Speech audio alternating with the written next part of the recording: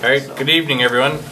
This is not an official meeting of the School Buildings Committee because we don't have a quorum, but we had asked the state to send out a person to help us with, give us a little informational night on some of the, so Jason Tate from the Office of Campaign and Political Finance is out here, and he will be talking about the use of public resources for political purposes in terms of promoting the job or the projects and getting the information on the projects out there.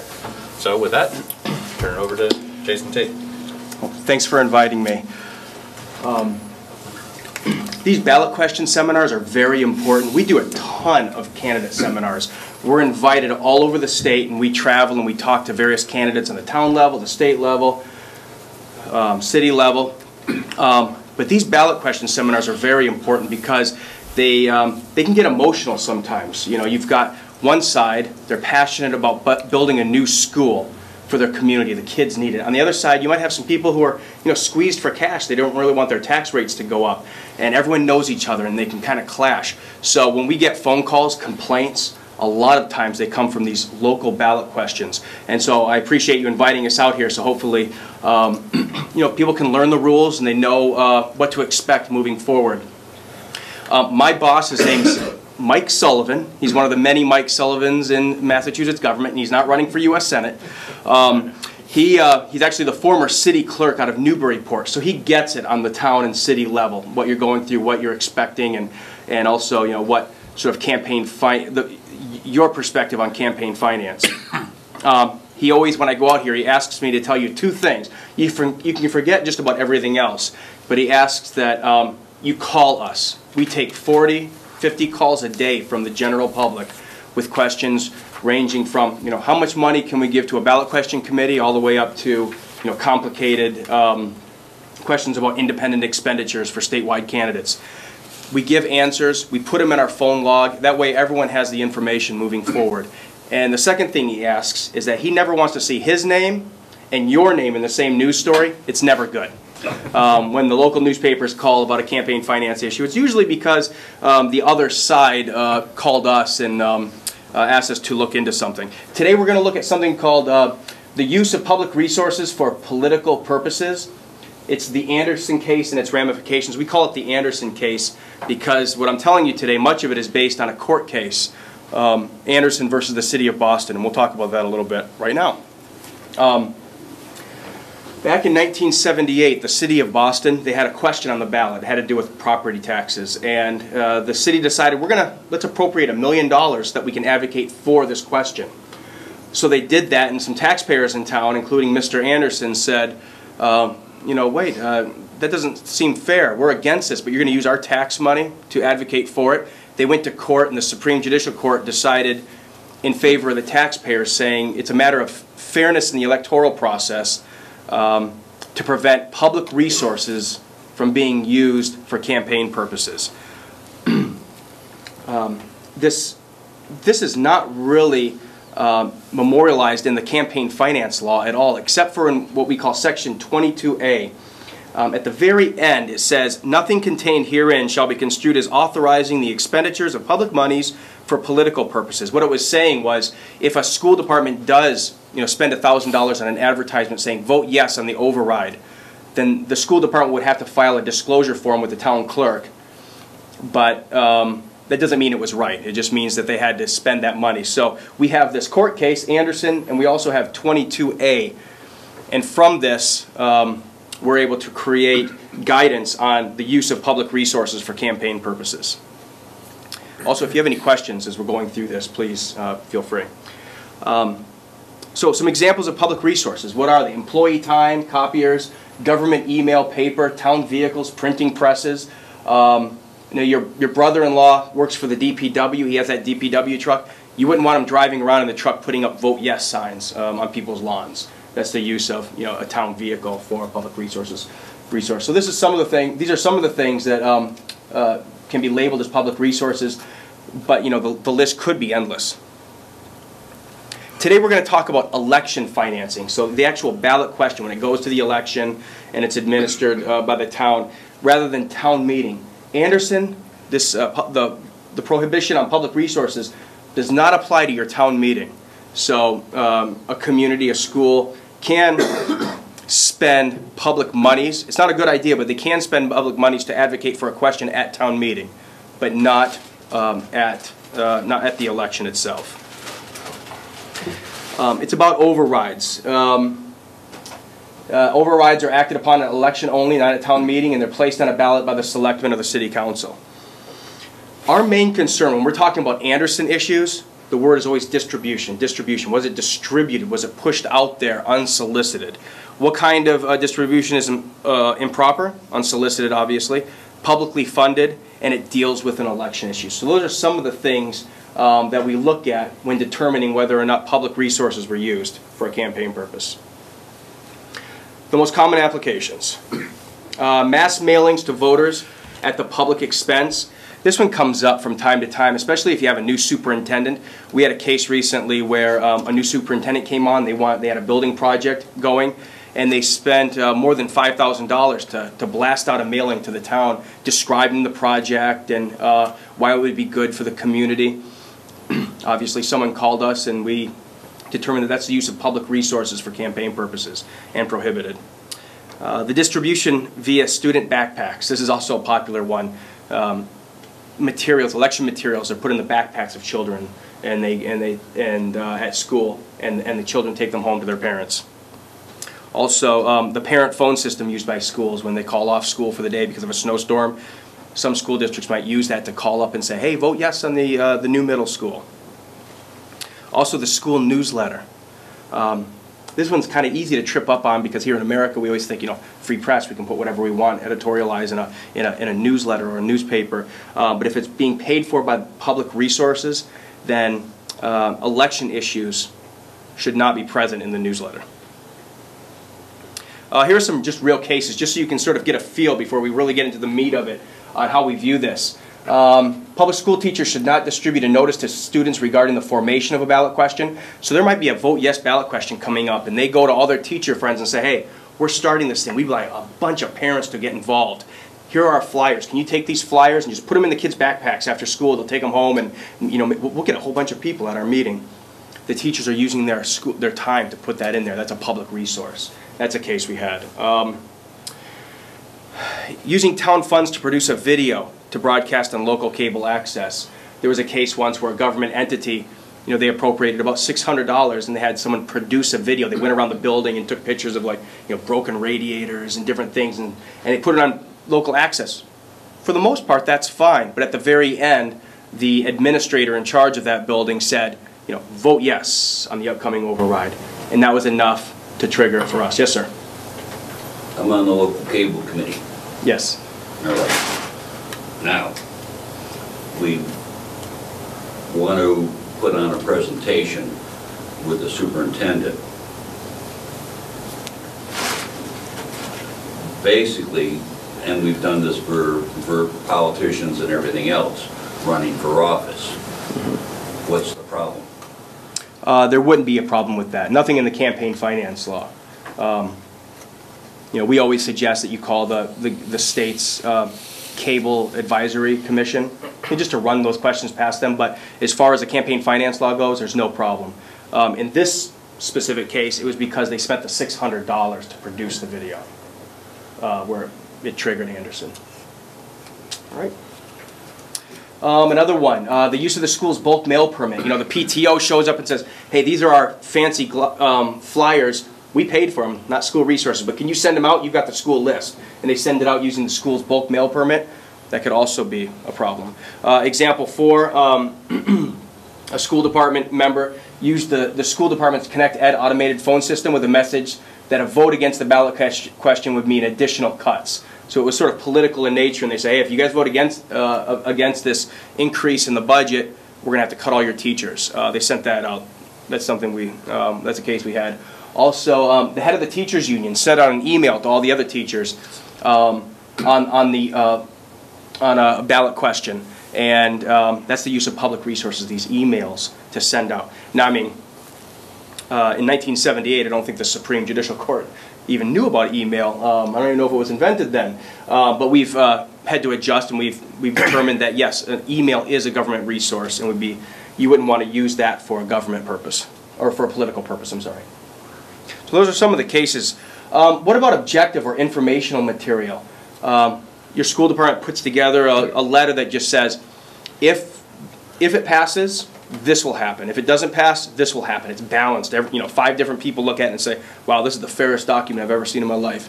And you mail it out to the people. Even something like that would be prohibited. There are some communities that can send that stuff out. There are about a dozen of them, but they have special legislative approval. I'm not sure if Auburn is on that list. I don't believe it is. No, it's not. Okay. Permissible distributions. The distribution of information that's requested by a member of the public. So, John Smith, he lives down the road there, and he's really curious about, what this project's all about. So he calls the superintendent's office and says, can you send me some information? Here's my email address. That information can be emailed to him. He requested it. That's no problem. The notification of an upcoming election, restricted to date, time, place, and a brief neutral title. So, in other words, maybe using that reverse, the system that's used to contact parents. According to our rules, the school department would be able to call and say, remember, the election's Tuesday. It's concerning the middle school construction project. We say that's okay, but you'd want to call ethics. It's our understanding that ethics will have additional guidance on that and may just outright prohibit it. Also, speech versus actions. The discussion of the ballot question is not limited. The example we get sometimes from teachers who say, you know what, during parent pickup, some of the moms were asking me about the project and what I thought about it, and I just zipped my lips. I didn't think I could talk. They can talk. They can engage people in conversation. Say, we need this project. My classroom stinks, and we need better facilities. That kind of stuff is okay. Just general speech concerning the ballot question. Public meetings and hearings. Public meetings can be held to discuss a ballot question election. And officials can speak there. They can lay out the facts and say, we need someone to vote. We need you to vote yes on this project or vote no on this project. The speech during that meeting is unrestricted. The distribution of material at those meetings is not restricted by Anderson. So if a public meeting is held in this room and this place is full of residents and voters and the superintendent or the school committee, they decide to give a speech and they have a packet prepared on the school building project, they can give a copy to each person in the room. You just wouldn't want to give someone 600 copies and say, here you go, and they can take it out and distribute it out there. The material may discuss and advocate for or against a ballot question. They can say vote yes or no, and the material may not be distributed proactively outside the meeting. So I've got a question, and that example you just gave, you have a meeting going on, you have a residence, you have a packet, and you want to hand this out to all the residents. How did you make copies of that packet? Here at school, yeah, you can make.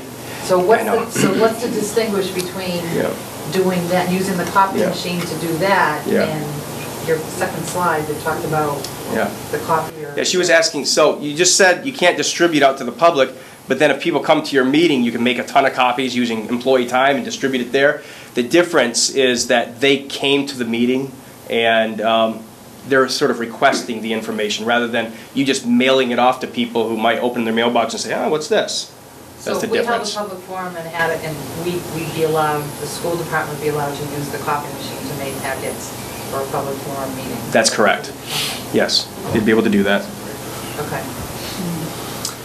Permissible actions of officials. They can take a position on a ballot question, including the school committee, the principal of the school, superintendents. These people can take positions on the ballot question. They can prepare material concerning a ballot question. It's it's one of their duties. They have to do it. They have to determine what would happen if the school project's built, how the tax rates go up. If it's not built, are we going to lose accreditation? All of these sorts of issues. They have to discuss that stuff.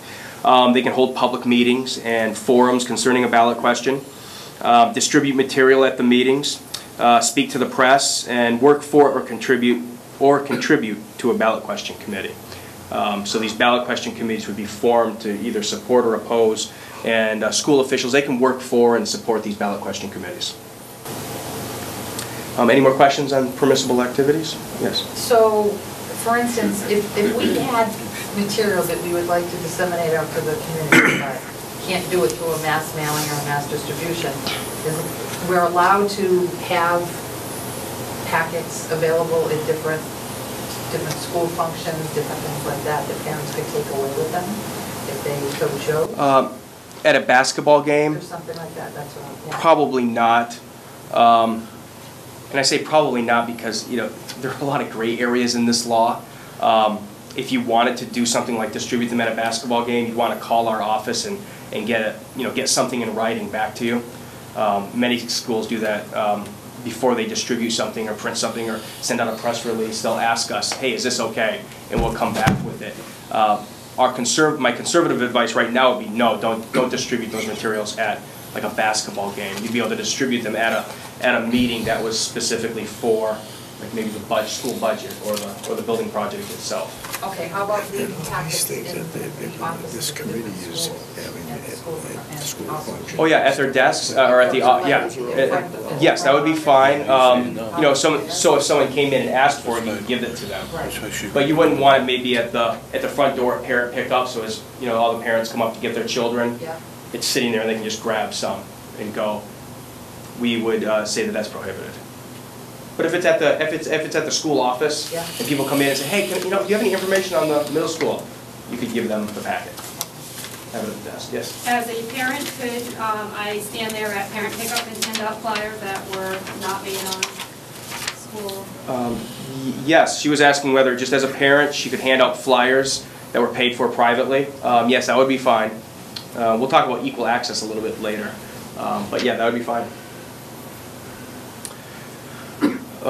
Prohibited actions by officials, unauthorized distribution, we've talked about this, improper support of a ballot question committee, providing materials and staff to the committee. It's a private committee, but school materials are provided to the ballot question committee. Fundraising for a ballot question committee, it's kind of tough. We tell superintendents, you can't use any school resource to support this ballot question.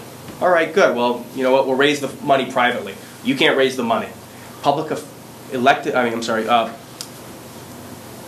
employees are prohibited from soliciting or receiving campaign contributions directly or indirectly. So if someone's employed by the state, the county, or the municipality, you know, those are your state workers like me, sheriff's deputies, your teachers, substitute teachers, that part-time professor at the community college, anyone who collects a paycheck from the state, county, or municipality, they're prohibited from soliciting or receiving campaign contributions. That's even for a ballot question committee. So a superintendent would be able to give to the ballot question committee, but could the superintendent on Saturday afternoon sit down at her laptop, call up her private Gmail account, and say, you know, the Vote Yes ballot question committee is having a barbecue bake sale tomorrow. It's $20 a head. You can show up, have sandwiches. Let's support this thing. Let's get this thing done, and send it out to 100 of her friends here in Auburn. Even something like that would be prohibited because she's a public employee and is prohibited from soliciting or receiving. What about a school committee member? They're exempt. Elected officials are exempt. That's why you see someone like Governor Patrick and your state reps. They're able to solicit and receive, even though they're public employees. They can do that. They're exempt specifically in the law. Unless they're also public employees. So if a school committee member is also a police officer, their appointed position overrides the elected official's position section of it. We call this Section 13. Like I said, you're going to forget almost all of this, so just call us. Or call Ellen at the town clerk's office. She's probably heard this speech 100 times. We run in the same circle with the clerks. We go to a lot of the same conferences. Equal access. We were just going to talk about this. The court's decision back in '78 said public resources cannot be used unless equal access is granted. In other words, if the Vote Yes committee can use the public library for a campaign rally, then the the No committee should also have equal access. Our former deputy director, he would always get the call from the parents who said, you know, can we hand out flyers at the bus? And he would say, well, technically it's equal access, but is there really equal access? You know, people know you, you're a parent, they don't mind, you're handing out flyers, no problem. What happens if the Vote No guy shows up and no one knows him, and you know, he looks a little sketchy perhaps. He's standing there by the buses, you know, slapping kids on the back, handing them flyers and stuff. Might get a little bit, you know, you may be inviting that sort of thing by allowing equal access. It's fine, but by allowing people to pass out flyers, you may be opening the window for anyone, equal access to that line or that sidewalk in front of the school. So I think that's all we have for equal access. Yeah, we just mentioned leafleting and the use of facilities for committee meetings. So you'd be able to use a facility like this to have the Vote Yes committee could come in here and have a meeting and talk about strategy. However, I would also like to note that the campaign finance law prohibits fundraising in buildings used for governmental purposes. So you could have a meeting in here, but there could be no soliciting or receiving of campaign contributions in the building. Yes, sir. We held a meeting in here. Would that come under the open meeting law?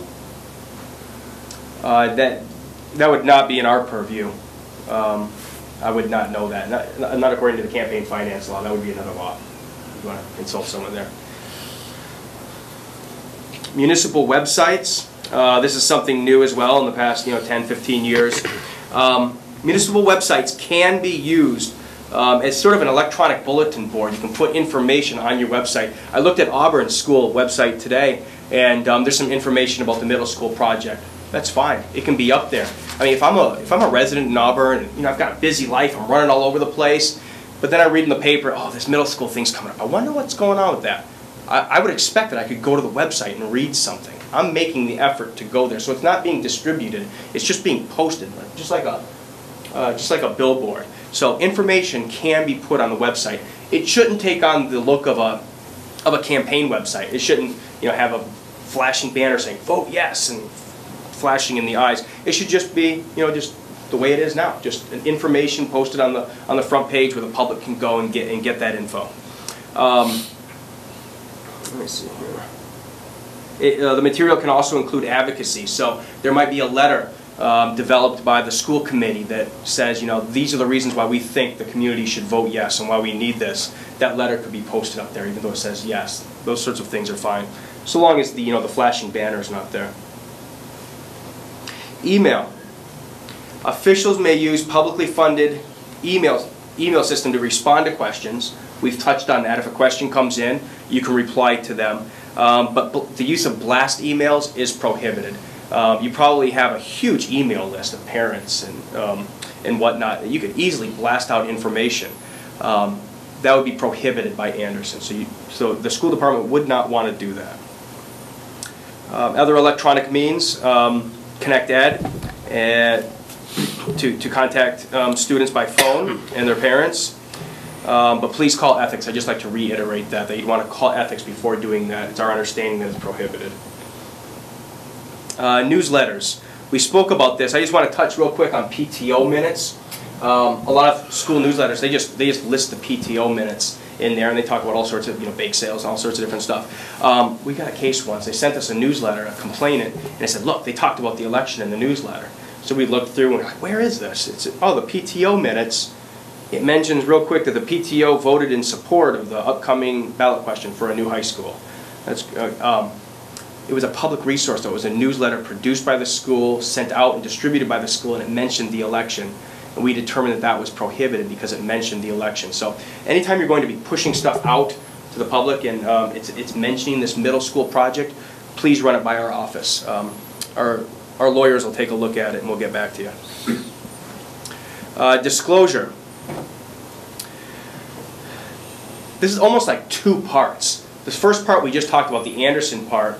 That's the part where public resources cannot be used for campaign purposes. So what can you do? Are your hands completely tied? There's this whole other world of ballot question committees. That's how these elections are funded. Committees can be formed, just like your state rep committee, state rep can form a committee, or selectmen can form a committee. A committee is formed to raise money to either support or oppose the ballot question. That's where the action should happen. That's where all the money and the printing and things should happen. How does this work? A committee would organize by filing what we call a 101 form, I believe, right there. a 101 form with the town clerk. It's a very simple form. It's just one page. The name of the committee, the mailing address, you'd have the treasurer on there, the chairman, all the information, whether you support or oppose it. You take that one page down to the town clerk, you hand it to her, she'll stamp the thing, and you're in business. Your committee can then begin to raise and spend money. Unlimited numbers of committees can form. If the PTO says, you know what, we want to form our own committee, they can form their own PTO ballot question committee. Another group of retired teachers, they still love the community, they think the kids need a new, they can form their own ballot question committee. These ballot question committees can form, or the tax group in town, they don't want their taxes to go up, they can form a vote no committee. They form these committees and they can begin to raise and spend money. And there are some rules on that that we'll get into as well. Ballot question committees will file regular campaign finance reports. The campaign finance law, our primary purpose is disclosure. The money that's raised and the money that's spent to affect elections, that is disclosed to the public.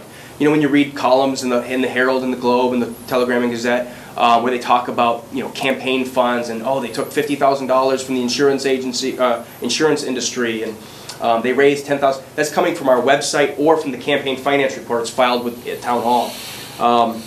That's the disclosure. That's what we do. Same with on the ballot question committees. The disclosure of the monies raised and the money spent, those are disclosed to the public on campaign finance reports. Who can give to ballot question committees? Anyone can. It's open. Public employees can give. Corporations can give. There's always a whole thing, but corporations can't be involved. They can be involved in ballot question committees. Unions, individuals, and there's no limit across the board. Unlimited donations to ballot question committees, so long as it's disclosed on the campaign finance reports. Yes, sir. When you file the form with the clerk, do you have to get an FID number for the checking account, the bank checking account? It's our understanding that most banks do require that. The campaign finance law does not, but many times an ID number from the IRS is required. And it's a good point. It sort of reminds me, the funds can't be commingled. So if you already have maybe a PTO checking account, there's a couple $1,000s in it, you wouldn't want to raise money for the ballot question committee and say, hey, instead of opening an account, let's just throw it into our general fund. That would be prohibited. Funds must be segregated. So when are these campaign finance reports filed? 8 days before the election, 30 days after the election, and then ballot questions, once they're decided, they should dissolve shortly afterward. If for some reason it's still in operation, a year-end report would be due, but the law does require a ballot question committee to dissolve after the question is decided by the voters. These reports will be filed with the town clerk. If there's more than $1,000 in activity, then Ellen will make a PDF and post it to the website. If you are going to start a ballot question committee, you may want to go to our website and download what we call Reporter 5. It's software where you can type the information in. It prints out, and you can sign it and hand it into the clerk. Just makes it neater. It does all the math for you and alphabetizes everything. Because, you know, if you do have $1,000 or more in activity, it'll go on the website, so you want it to probably look nice. Just a tip.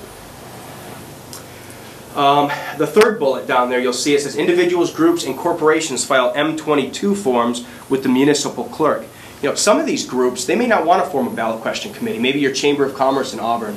They think, you know what, if we build a new high school, it's going to really hurt businesses. Let's take an ad out in the newspaper and say that, you know, please vote no, because if you vote yes, we're going to drive business out of town. So they take out an ad. It costs $20,000. What do they file? They have to disclose it. Everything has to be disclosed. They would just file this M22 form.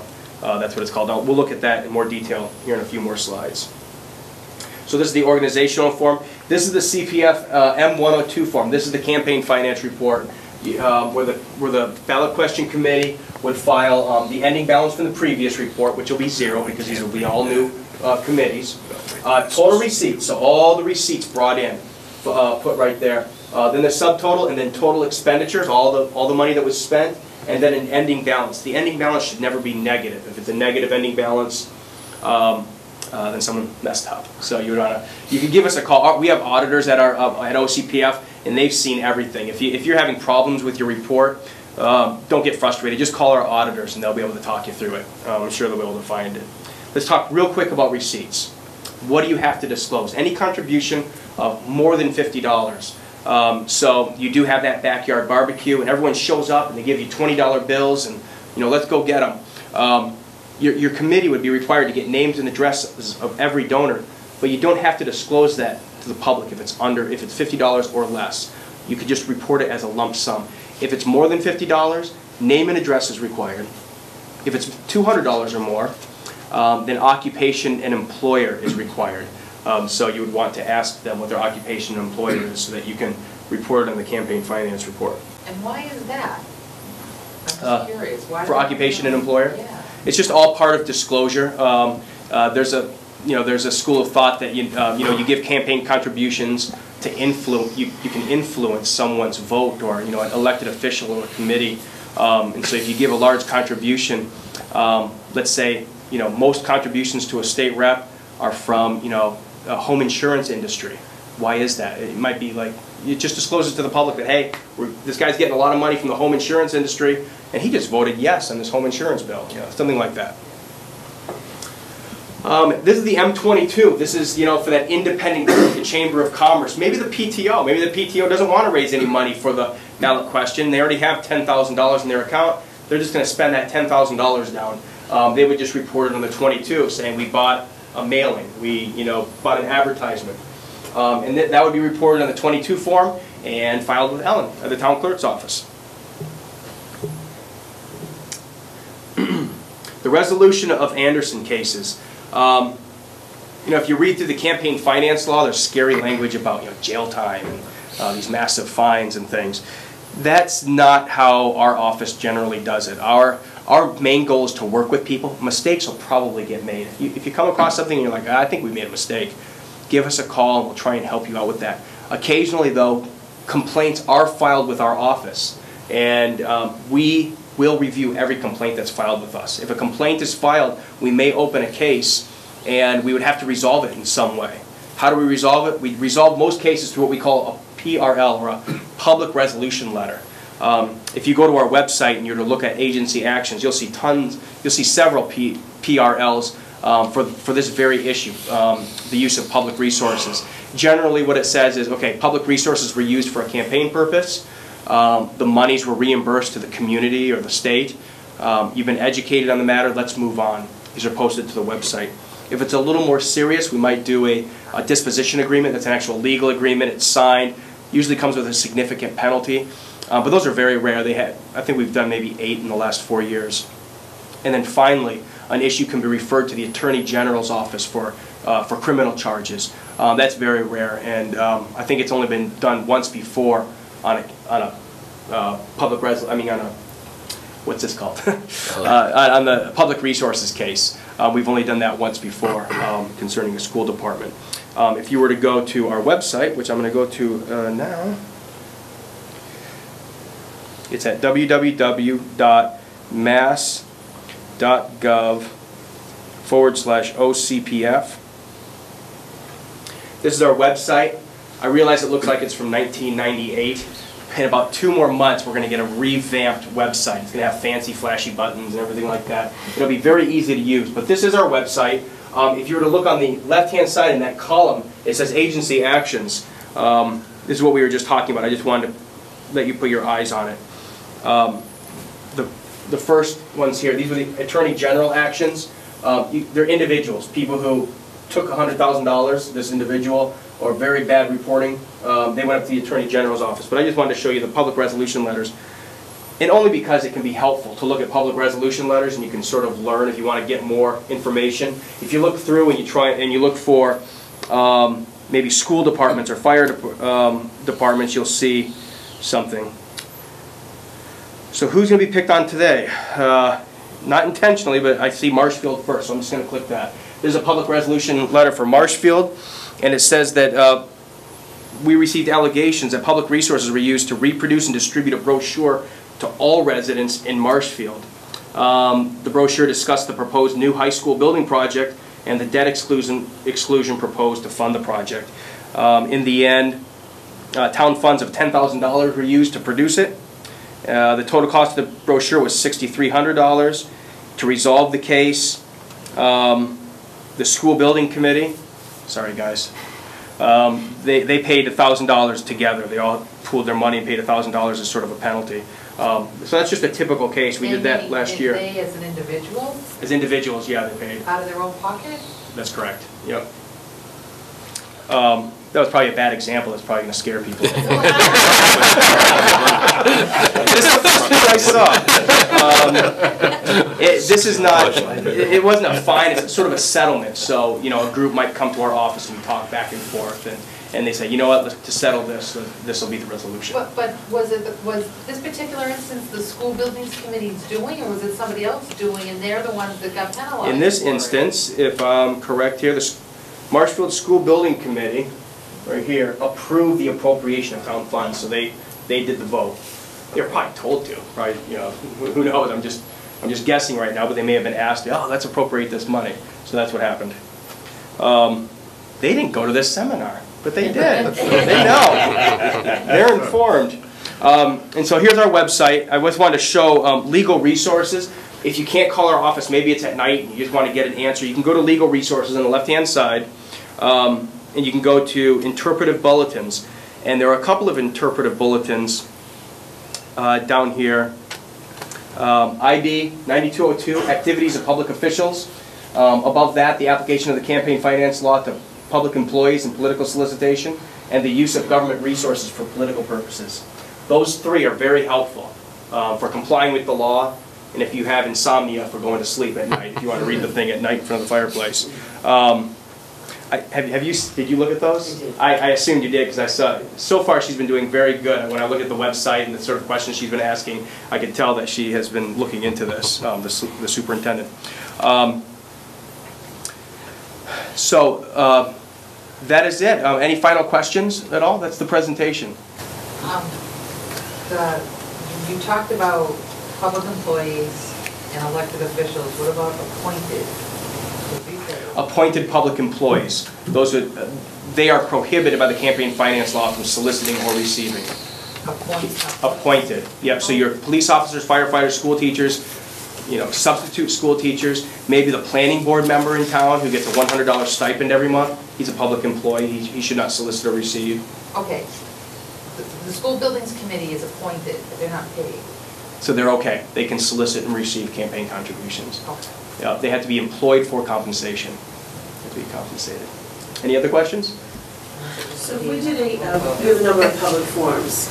We planned for this, and if I'm asked a question myself and some others who are presenting asked a question about our opinion, I can state my opinion on whether I believe we need a new middle school or not? Yes, school officials can state their opinions at public forums on whether or not a new middle school is needed. Okay.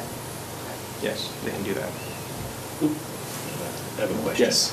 If the school has a website that describes the new building and it takes questions, can we answer the question? Does it have to be answered just to the person who sent it? Or could, like, once a month, a whole list of questions that get answered go out? Not go out, but if there's a forum on a website and people are answering questions, that can be displayed to anyone who goes to that forum to look. So if somebody asks a question, if we had answers that we could just list all the answers to the questions, and Yes. that would be fine. Like a frequently asked question, or all on the website, that would be fine. No problem at all. You had stated that letters of support at the school building committee or perhaps PTOs, school committee, board of selectmen wanted to write a letter of support for the project. That could get posted to the website? Yes. Okay. So, yes, they can. Maybe not the, actually I should back up on the PTO. Okay. Because that's an organization, private organization. If you put theirs up there, then you may be opening the door to put up anybody's letter. So, but the school building committee, school committee, board of selectmen, finance committee, Yes, they would be that's okay. beneficial, that'd be fine. Yes. Now, I handed out the cards earlier today. If you'd like me to send you this slideshow and some other materials involving this, just shoot me an email this week and I'll get back to you and I'll just send you an email with our information on it. But that's not another I was hand. actually going to ask, Okay. if I can post your presentation to the website, is that okay? You can. Or you want to? Yes. And can PTOs can use funds that they've raised for the school for this purpose? Like if we've done a fundraiser, just a general fundraiser, we can use those funds to... Yes, the PTO's general fund can be used to support the ballot question, a 22 form would be filed. But if at this point, moving forward, you say, let's raise some money to support the ballot question, then you become a ballot question committee. You couldn't just put it in the general funds and spend from it. You want to create a committee to put the money into. But if you already have, $5,000 in there and you want to spend it down on this, you can, if you file a 22 with Ellen. Thank you very much for inviting me, and I'll stick around afterward if anyone has any questions they didn't want to ask in the forum. All right, thank you. Thank you very much. Thanks. Thank you. Thank you.